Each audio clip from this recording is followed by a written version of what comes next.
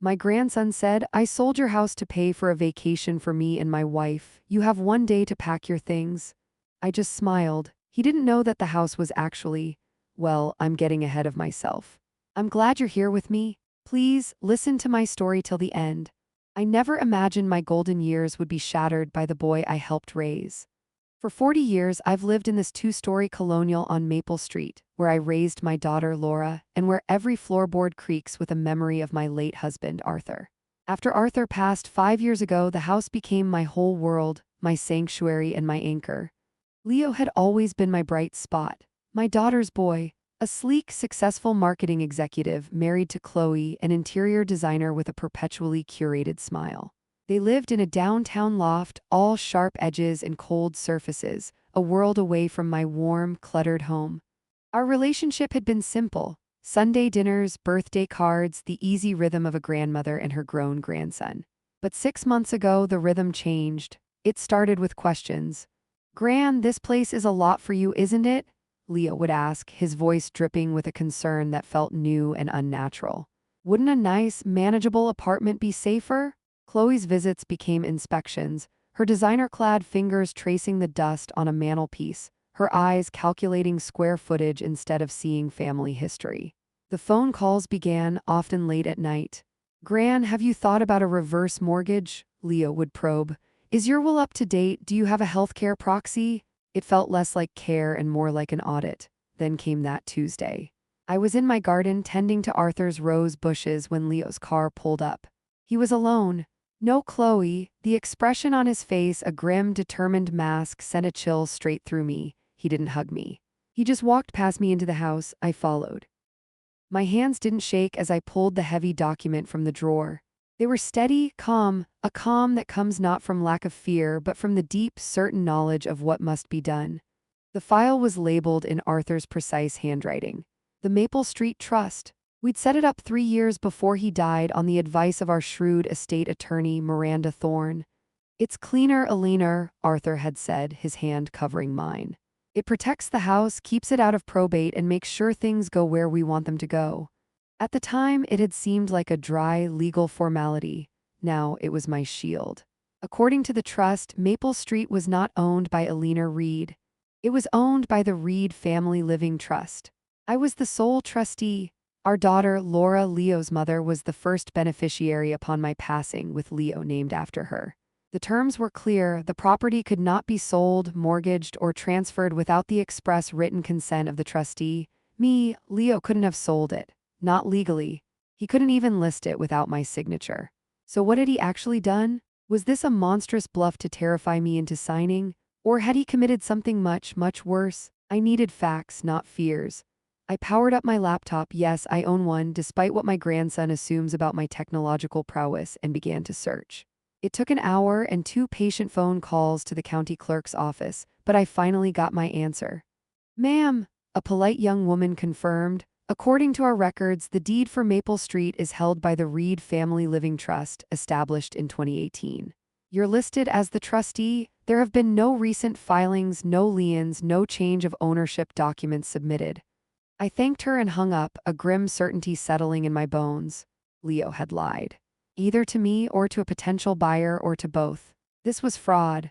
But why? The vacation story was so grotesque, so blatantly cruel. It didn't fit. The Leo I knew, even this new, cold version of him, was arrogant, not stupid. He'd know a story about medical bills or a business reversal would garner more sympathy. So why flaunt his selfishness? I needed to understand his desperation. I thought of the people in his life. His colleagues were sleek unknowns, but there was one person from his old life, from before the loft and the designer suits. Ben had been Leo's college roommate, a sweet, grounded young man who'd come for Thanksgiving once. I still had his mother's number in my address book. "Mrs. Reed?" Ben's voice was warm with surprise when I called. "It's so good to hear from you. Ben, I need to ask you something, and I need your honesty. It's about Leo. Has he been in any kind of trouble lately? Money troubles?" The silence on the line was deafening.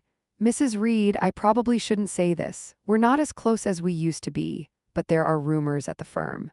He took out a massive cash advance against his bonus.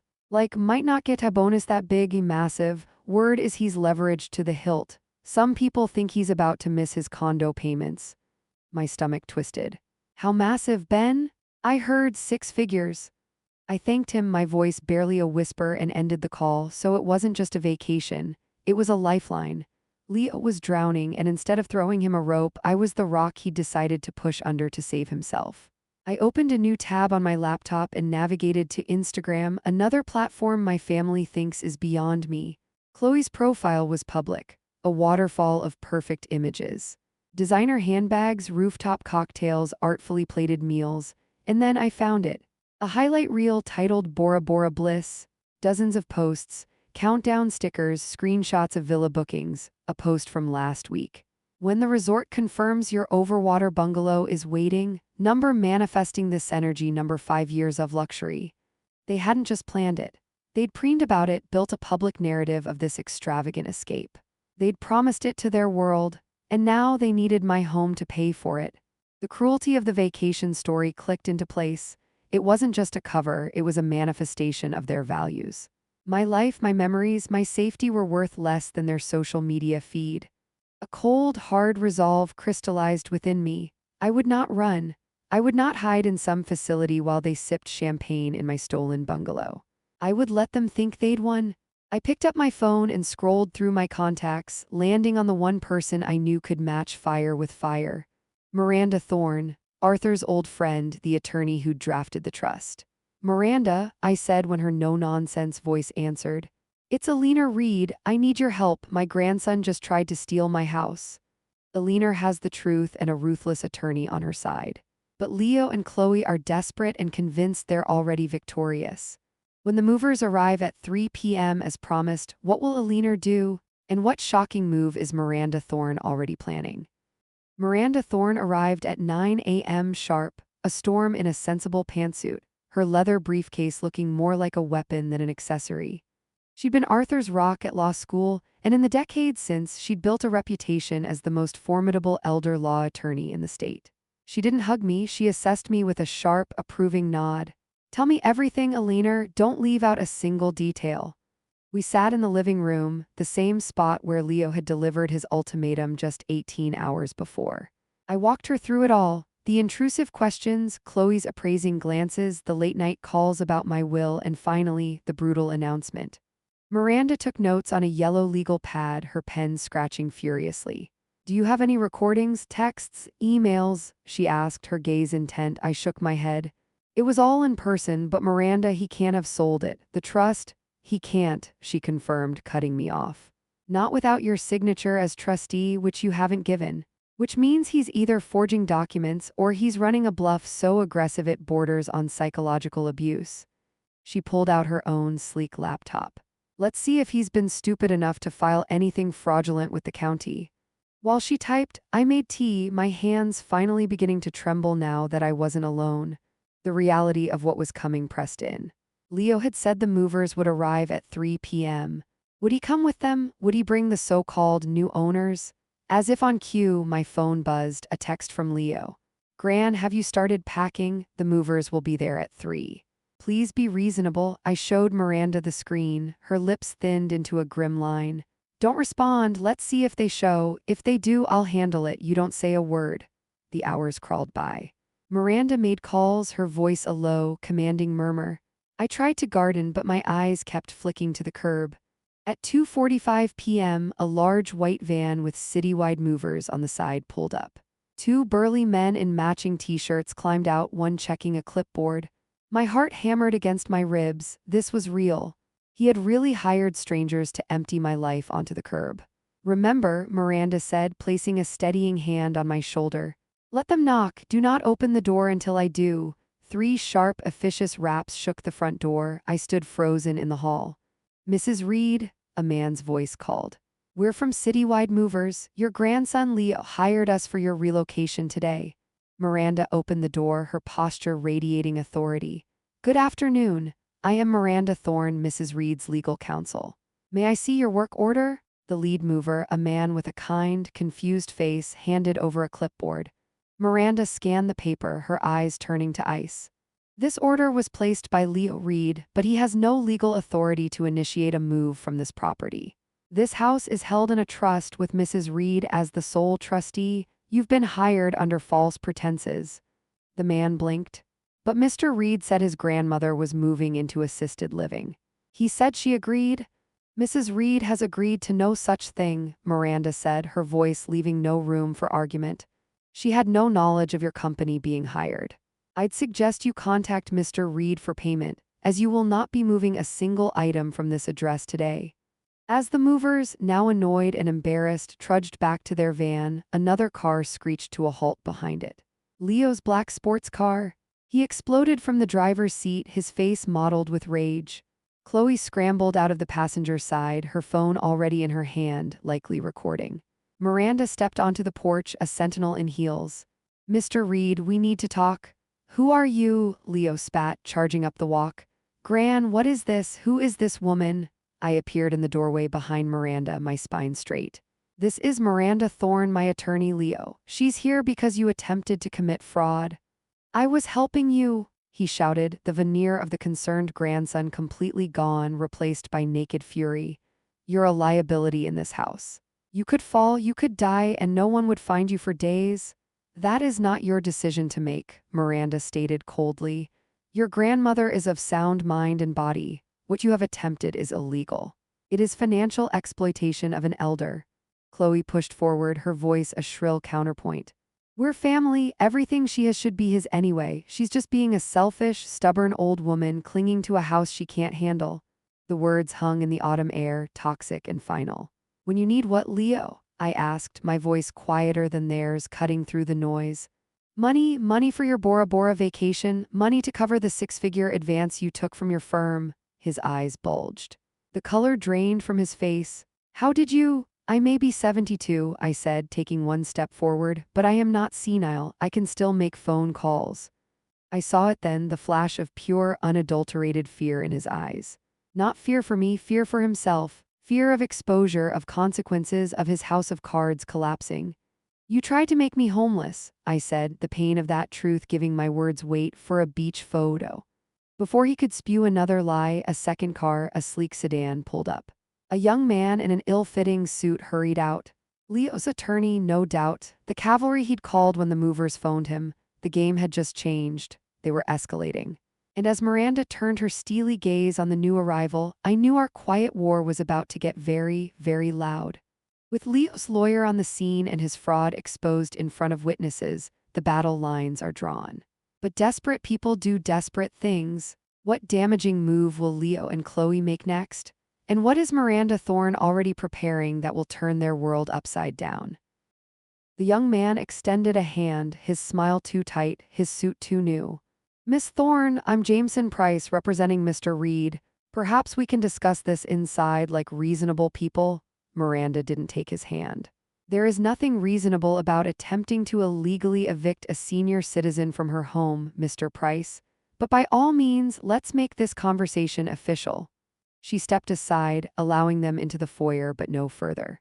We stood in a tense huddle, Miranda and I, a united front, Leo and Chloe vibrating with fury, and their flustered attorney. Jameson cleared his throat. My clients have acted out of profound concern for Mrs. Reed's welfare. This is a matter of familial duty, not fraud. Is that why you hired movers without her knowledge? Miranda's voice was dangerously calm. Or why Mr. Reed falsely claimed to have sold a property he has no legal right to sell? That's not duty, that's a criminal scheme. It was a misunderstanding. Chloe burst out, tears of frustration now glistening in her eyes, crocodile tears, I was sure. We were trying to facilitate a transition. She's clearly incapable of managing herself. Look at her, she's confused, she's paranoid, she's letting you manipulate her. I felt Miranda's hand subtly press against my arm, a signal to stay silent.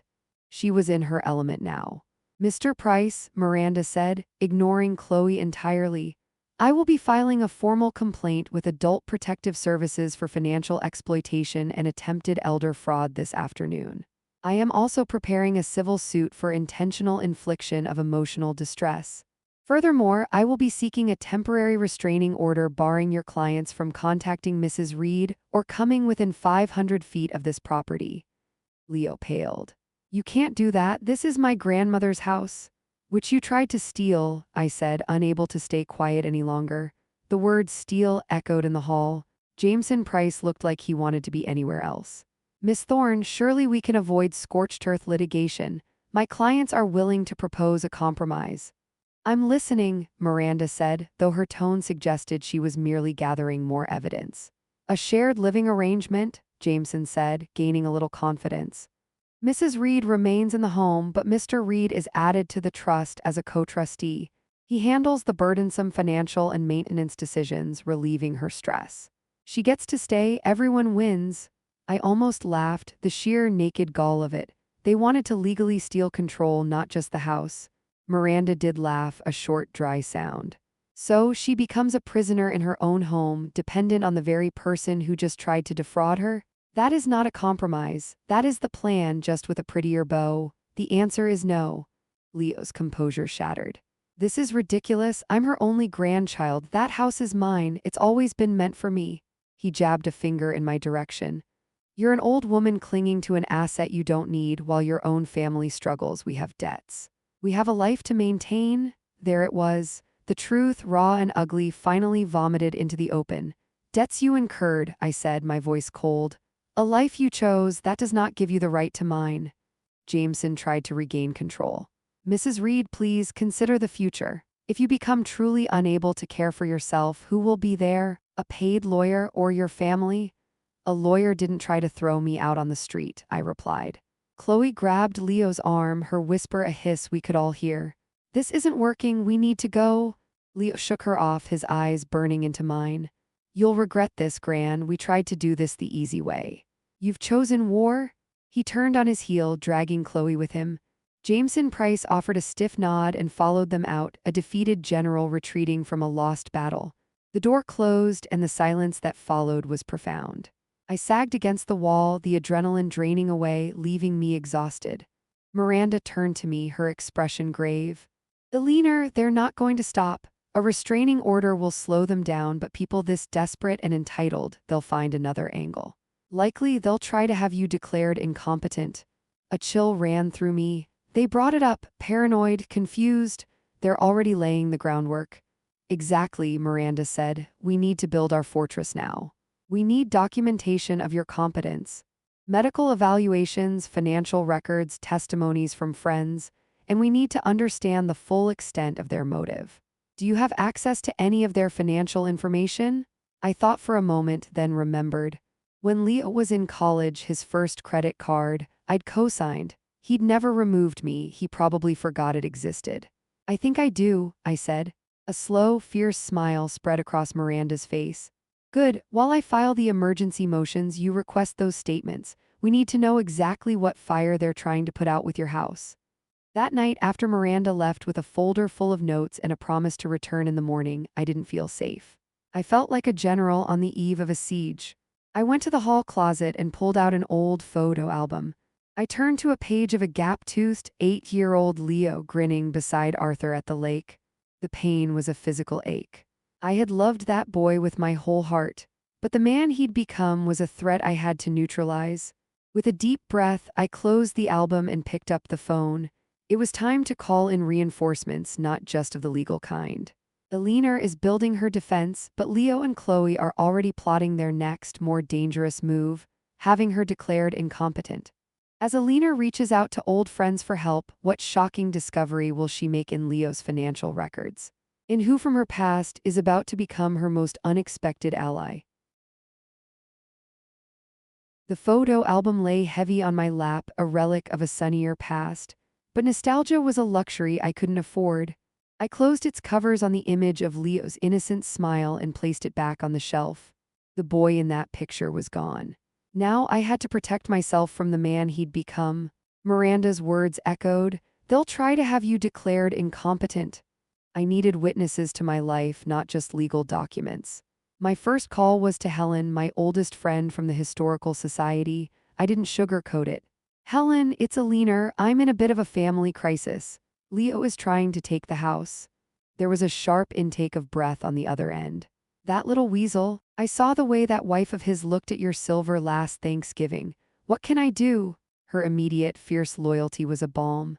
If anyone asks, a lawyer, a doctor, anyone, can you vouch for me that I'm of sound mind? That I run the society's finances, that I'm sharp? In a heartbeat, Helen said. I'll call Clara and Patricia too. We're your cavalry, Alina, you're not alone. Next, I called Dr. Evans, my physician of 20 years. I explained the situation, my voice trembling only slightly. He was appalled. Alina, I've just seen you for your physical. Your cognitive scores are excellent for any age. I'll write a full assessment and have it notarized. This is an outrage? With my human shield beginning to form, I turned to the digital paper trail. The credit card statements from the account I'd co-signed for arrived via email 2 days later. Opening them felt like opening a Pandora's box of someone else's disgrace. The story they told was one of dizzying, desperate excess. Page after page of luxury retailers, high-end restaurants, boutique hotels, and staggering minimum payments. Then I found it, the $52,000 charged to Azure Haven Resorts Bora Bora. It was dated for a deposit with payment plans outlined for the staggering balance. They hadn't just booked a vacation. They'd booked an entire fantasy, and they'd done it months ago, long before Leo's cruel ultimatum. But the true horror was on the final page. A series of cash advances, maxing out the card's limit, all taken within the last month. The timing coincided with Ben's rumor about the loan at work. Leo wasn't just funding a vacation, he was frantically robbing Peter to pay Paul, a financial death spiral. My home equity was intended to be the grand slam to clear all his debts. I printed every page, my hands steady. This wasn't just motive, it was a map of his desperation. He wasn't just greedy, he was cornered. Miranda arrived as I was organizing the papers into neat, damning piles on my dining table. She scanned them, her eyes gleaming with a predatory satisfaction. This is perfect. This establishes clear financial desperation as motive, undermining any claim of altruistic concern. She placed a set of fresh documents before me, and this is our counteroffensive. It was the petition for a temporary restraining order and the complaint to Adult Protective Services. Seeing my grandson's name listed as the respondent in a legal action for elder abuse made me feel physically ill, but I signed without hesitation. The hearing for the TRO is in 48 hours, Miranda said. They'll be served today, expect a reaction. The reaction came not from Leo but from my daughter, his mother. My phone rang that evening, Laura's name flashing on the screen. A part of my heart I thought had cauterized still twinged. Mother, she said, her voice strained with a toxic blend of accusation and weepy manipulation. What are you doing to my boy? He's devastated. He says you've got some lawyer trying to destroy his life over a simple misunderstanding. Laura, I said, cutting through the drama. He tried to sell my house. He hired movers to evict me. There is no misunderstanding. There is only fraud. He was scared for you, she wailed. And you've always been so stubborn, he probably just went about it wrong. He's family, Mom. You're going to ruin him over your pride, over a house? Hearing my own daughter echo Leo's entitlement was a deeper betrayal than I was prepared for. It is my home, and he is not a boy. He is a man who committed a crime. If you're calling to ask me to drop this, the conversation is over. You're a cold woman, Mother, she spat, the tears gone. You always have been. If you do this, you'll lose us. You'll die alone in that house? The line went dead. I sat holding the phone, the silence in the room roaring in my ears. I had just lost my daughter. Perhaps I had lost her years ago and was only now realizing it. The doorbell rang, breaking the terrible quiet.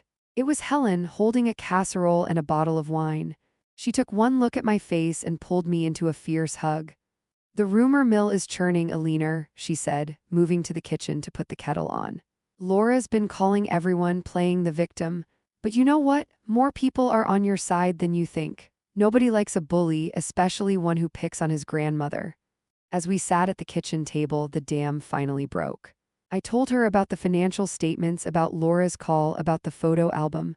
I cried not delicate tears, but great heaving sobs of grief for the family that was gone. Helen just held my hand. You're not mourning the people they are, she said wisely. You're mourning the people they should have been. That's a worthy grief. But don't let it stop you from fighting the people they are. The next morning, a process server confirmed Leo and Chloe had been served the legal papers. Their response was a thunderous silence. No calls, no flowers, no fake apologies. It was the calm before the storm. Miranda called, her voice tight. Be prepared, Alina, they've lawyered up in earnest, and they've scheduled a visit. They're bringing someone with them. Another lawyer? Worse, Miranda said. A geriatric psychologist. They're making their move for incompetence. They're coming tomorrow. The legal battle is set, but now Leo is bringing a professional to question Alina's sanity in her own home. With her daughter turned against her and a doctor at her door, how far will Alina have to go to prove she's not the confused old woman they're trying to paint her to be? Miranda's warning hung in the air. They're bringing a geriatric psychologist. This wasn't just a skirmish anymore, it was a calculated strike at the very core of my autonomy. They weren't just after my house now. They were after my right to think for myself. I spent the evening preparing with a calm fury. I gathered my evidence, not just the financial papers, but proof of my life, my meticulously organized historical society ledgers, the syllabus from the senior computer class I taught at the library, receipts from my recent solo trip to visit an old friend, the notarized letter from Dr. Evans. I created a dossier of my own competence. Helen insisted on staying the night. Moral support, she said, but I knew it was also to be a witness. We sat in the living room, the trust document and my dossier on the coffee table like sacred texts. Right on time at 10 a.m., the cars arrived. Leo's sports car and a sensible sedan. 4 figures approached, Leo coiled and tense, Chloe wearing oversized sunglasses and a frown. Their lawyer, Jameson Price, looking more confident than last time, and a woman in her 50s with a calm, assessing gaze and a leather folio. The psychologist. Miranda, who had arrived an hour earlier, answered the door before they could knock. Gentlemen, Dr. Wells, she said, having already researched the professional. Mrs. Reed is willing to speak with you briefly on her porch. She will not be submitting to any evaluation today. We're not here to cause a scene, Miss Thorne, Dr. Wells said, her voice smooth and professional. I'm Dr. Alicia Wells. Mr. Reed has expressed serious, documented concerns about his grandmother's cognitive decline and paranoid behavior. As a mandated reporter, if I observe signs of self-neglect or endangerment, I have an obligation to act. That's quite an opening salvo, Doctor, Miranda replied coolly. But you have no documentation of Mrs. Reed's consent for this evaluation, and you are on private property at the behest of individuals with a clear, documented financial conflict of interest. I stepped out onto the porch, Helen a solid presence behind me in the doorway. I can speak for myself, Miranda. I looked directly at Dr. Wells. I do not consent to an evaluation. My cognitive health is confirmed by my own physician. My financial and personal affairs are in perfect order. My grandson's concern began precisely when his 6-figure debt and non-refundable vacation deposit came due. Leo flushed a deep red. You see, he hissed at Dr. Wells. The paranoia. She's obsessed with money, with these fantasies about my finances. Dr. Wells studied me, her gaze clinical. Mrs. Reed, a common early sign of cognitive issues is an uncharacteristic focus on financial matters, often accompanied by suspicion towards loved ones. The refusal of help is another significant indicator. I am not refusing help, I said, my voice clear and steady. I am refusing theft. There is a difference. Would you like to see the difference, Dr. Wells? Before she could answer, I picked up my dossier from the small porch table and handed it to her. This is a fantasy. The credit card statements I am legally entitled to, showing the $52,000 vacation charge. This is a fantasy. The moving company work order my grandson signed, hiring strangers to remove me from my home without my knowledge. In this, I said, tapping the notarized letter from Dr. Evans on top, is reality. Dr. Wells skimmed the documents, her professional mask faltering for a second as she saw the resort charge. Jameson Price stepped forward. Gran, please, this is embarrassing. You are embarrassing, I snapped, turning my full attention to him. You stand here with a doctor you hired to label me insane because I won't hand over my life savings to fund your wife's Instagram dreams. Look at her, I pointed to Chloe, who took a step back. Does she look concerned for my well-being, or does she look like someone who's realizing the jewelry she picked out isn't going to be hers? Chloe ripped off her sunglasses. You bitter old hag, we're trying to save you from yourself. You'll die alone here, and the neighbors will smell it. The venomous silence that followed was broken only by the sound of Dr. Wells closing the folio. She looked from their furious, twisted faces to mine and then to Miranda's implacable one. "Dr. Wells," Miranda said softly, "you have now witnessed the behavior of the parties in question. You have seen evidence of motive. You have also witnessed Mrs. Reed's clarity, her documentation, and her reasonable defense. Any report you file will need to include all of this context." Dr. Wells took a deep breath. "This is a complex familial situation. Mr. Reed, my assessment cannot proceed without the subject's consent. Based on what I've seen today, I cannot, in good conscience, support an emergency petition for competency evaluation. I would suggest family therapy." Leo looked like he'd been slapped. "You're just taking her side. She's manipulated you too." "No," Dr. Wells said, her tone final. "I am following professional ethics. Good day." She turned and walked back to her car, leaving Leo, Chloe, and their attorney standing on my lawn, their most potent weapon just having been holstered. The defeat on their faces was pure and utter. Jameson Price found his voice first. "This complicates our position. Mrs. Reed, Miss Thorne, perhaps we should discuss a settlement to avoid further distress." Miranda smiled. It was not a kind smile.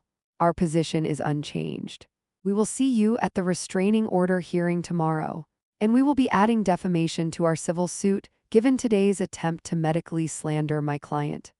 As their cars pulled away, a tremor finally ran through me. Helen put an arm around my shoulders. "You were magnificent," she whispered, but Miranda's expression was still grave. "They're out of maneuvers on the incompetency front. That means their only option left is to go nuclear. They'll throw everything they have at the hearing tomorrow. Be ready, Alina, they have nothing left to lose." I looked at the empty street where their cars had been. The battlefield was shifting to a courtroom. I had won today on my porch, but the war for my future would be decided by a judge in a matter of hours. Alina has triumphed in the face of the psychologist, but Leo is now backed into a corner with no options left. The final battle moves to the courtroom. What shocking lies or desperate accusations will Leo and Chloe make under oath? And when the gavel falls, who will truly be left with nothing? The county courtroom was nothing like the dramatic spaces on television. It was small, beige, and smelled of stale coffee and anxiety. The fluorescent lights hummed overhead as I sat beside Miranda at the plaintiff's table. Across the aisle, Leo and Chloe huddled with Jameson Price. They looked diminished, their expensive clothes seeming like costumes here. Behind them sat my daughter Laura. She refused to meet my eyes. Judge Wilkins, a woman with a brisk demeanor and sharp eyes behind her glasses, took the bench. "This is the hearing on the petition for a temporary restraining order in the matter of Reed versus Reed," she stated. "Proceed, Miss Thorne." Miranda stood, her presence commanding the room. "Your Honor, we seek protection for Alina Reed from her grandson, Leo Reed, and his wife, Chloe Reed. This is a straightforward case of financial exploitation and attempted elder fraud. Mr. Reed, leveraging a family relationship, falsely claimed to have sold Mrs. Reed's home, hired movers to evict her, and is now, following the failure of that scheme, engaging in a campaign of harassment and attempting to have her declared incompetent to gain control of her assets. We have provided the court with documented evidence. The trust proving ownership, the moving company work order, financial records showing Mr. Reed's desperate motive, and a notarized medical evaluation of Mrs. Reed's sound mind." The judge reviewed the file. "Mr. Price," Jameson Price stood, "Your Honor, this is a tragic family misunderstanding. My client was acting out of love and concern. His grandmother is isolated, resistant to necessary help, and has become paranoid. We have witnesses to her decline." He called Leo to the stand. Under oath, Leo was a masterpiece of manipulative grief. He spoke softly of his worry, of the big, unsafe house, of my supposed forgetfulness and stubbornness.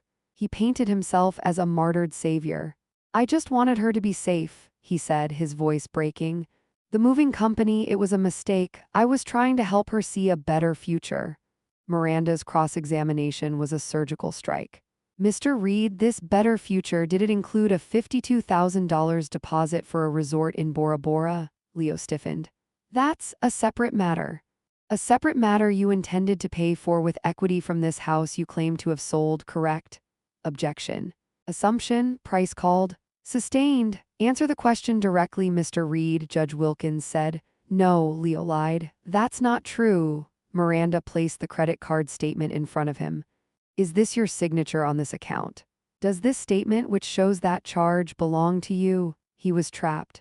Yes, but, and the six-figure cash advance taken last month, was that also for your grandmother's safety? Leo's performance crumbled. He looked at Chloe, then at his mother. We were under financial stress, but that doesn't mean I wasn't worried about her. So your concern intensified precisely as your financial crisis deepened? He had no answer. Chloe was called next. She cried beautiful, photogenic tears. She spoke of her heartbreak, of how I'd changed, become hostile. Miranda didn't bother with a long cross. She simply showed her the screenshot of her own social media post, manifesting our Bora Bora bliss. Some things are worth any sacrifice. Number luxury life, number goals. What sacrifice were you referring to, Mrs. Reed? Miranda asked. Chloe's tears dried up instantly. She stared, mute with fury. Then it was my turn. I took the stand, my hands folded in my lap. Miranda guided me gently through my life. My volunteer work, my class, my finances, my daily routine. She had me describe the day Leo gave me the ultimatum. How did that make you feel, Mrs. Reed? I looked directly at Leo. I felt like the child I'd loved and helped raise was putting a price on my head, and the price was a vacation. And when the psychologist came, I felt like he was trying to erase my mind because he couldn't get his hands on my house. Finally, Miranda asked the key question. Mrs. Reed, do you believe your grandson poses a threat to you? I took a deep breath, looking at the boy-turned-stranger. He poses a threat to my home, to my independence, and to my peace. Yes, I need to be protected from him. Jameson Price had few questions on cross. He tried to paint me as cold, unforgiving. Is it true, Mrs. Reed, that you've cut off your own daughter as well during this? My daughter chose to defend a criminal act against her mother, I said, my voice not wavering. That was her choice. The judge called for a brief recess. The 15 minutes in the stark hallway felt like an eternity. Laura walked past me without a word. Leo and Chloe whispered frantically with their attorney. When we reconvened, Judge Wilkins' face was stern. I've reviewed the evidence and testimony, she began. This is not a case of familial concern. This is a case of blatant, premeditated financial exploitation. The petition for a temporary restraining order is granted. Leo Reed and Chloe Reed are hereby ordered to have no contact with Alina Reed and to stay at least 500 feet from her person and her property at Maple Street, pending a full hearing for a permanent order. She turned her gaze to Leo. Mr. Reed, your actions are not only morally repugnant, they are criminal in nature. This court is referring this matter to the district attorney's office for investigation into fraud and elder abuse. Court is adjourned. The gavel fell. The sound was final. Leo made a choked sound. Chloe buried her face in her hands. Laura was crying silently. Their world had just been officially, legally dismantled. Outside the courthouse, the autumn sun was shockingly bright. Miranda squeezed my arm. It's over, Alina, you won. But I felt no triumph, only a vast, hollow exhaustion. I had my house, my freedom, my name cleared, but at the cost of my family. A week later, the consequences Miranda predicted unfolded swiftly. Leo was fired from his firm. The DA's office opened an investigation. Chloe's design clients evaporated, and the bank foreclosed on their loft. I received one final letter from Leo, not hand-delivered this time, but postmarked from a cheaper part of town. Gran, you destroyed us. I hope your empty house and your win in court keep you warm at night. You've proven you never really loved me at all. I didn't respond. I had loved the boy. I had to protect myself from the man. With Miranda's help, I restructured my will. The house, upon my passing, will be sold to fund the Alina Reed Foundation, which will provide legal aid to seniors facing exploitation. Not a penny goes to Leo. Life slowly, sweetly returned. My book club became a lifeline. I expanded my library classes. I even had coffee with a nice widower from the gardening club. One evening, months later, I stood in my garden. The roses Arthur planted were in full bloom. The house behind me was no longer just a repository of memory. It was a testament to my own strength. I had faced the ultimate betrayal and not only survived, but reclaimed my life. Leo tried to sell my house for a vacation. Instead, he gave me the fiercest chapter of my life, and I wouldn't change a thing. The end. Thank you for listening to my story. If you've faced a similar betrayal, know you are not alone. And remember, no matter your age, you have the right to fight for what's yours.